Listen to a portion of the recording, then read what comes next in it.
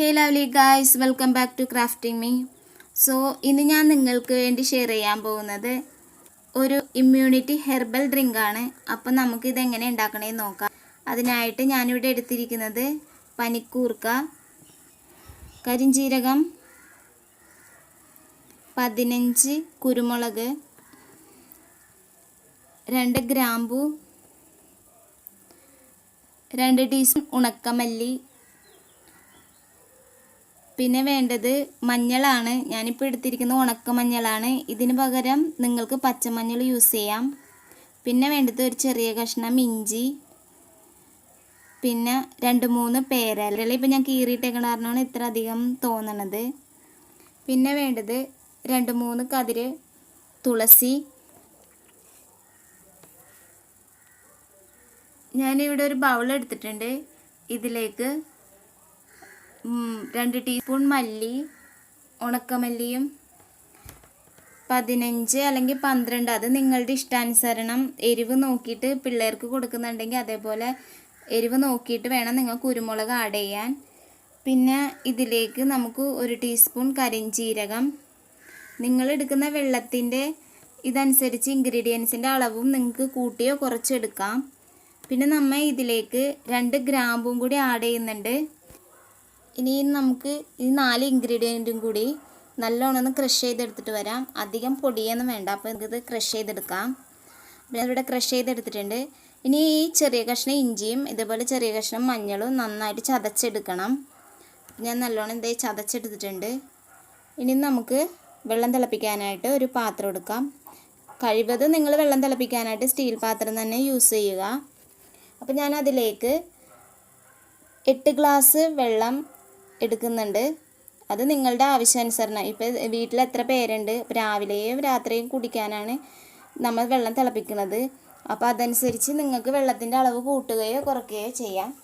ഇനി നമ്മളിവിടെ പൊടിച്ച് വെച്ചിരിക്കുന്ന ഇൻഗ്രീഡിയൻസും പിന്നെ ചതച്ച് വെച്ചിരിക്കുന്ന ഇഞ്ചിയും മഞ്ഞൾ പിന്നെ ഇലകളും ചേർത്ത് നമുക്ക് നന്നായിട്ടൊന്ന് തിളപ്പിച്ചെടുക്കണം.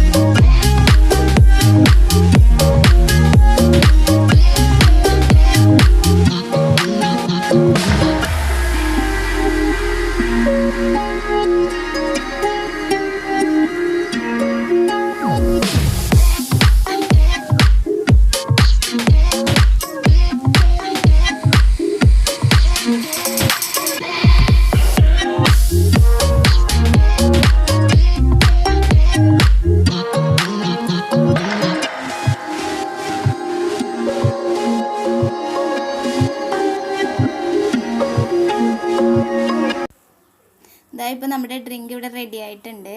ഇത് നിങ്ങൾക്ക് ഒരു ദിവസത്തിൽ 2 നേരം യൂസ് ചെയ്യാം. ഇതിന് പകരം നിങ്ങൾക്ക് ഇടയ്ക്കിടയ്ക്ക് കുടിക്കണമെങ്കിൽ അങ്ങനെയും ചെയ്യാം.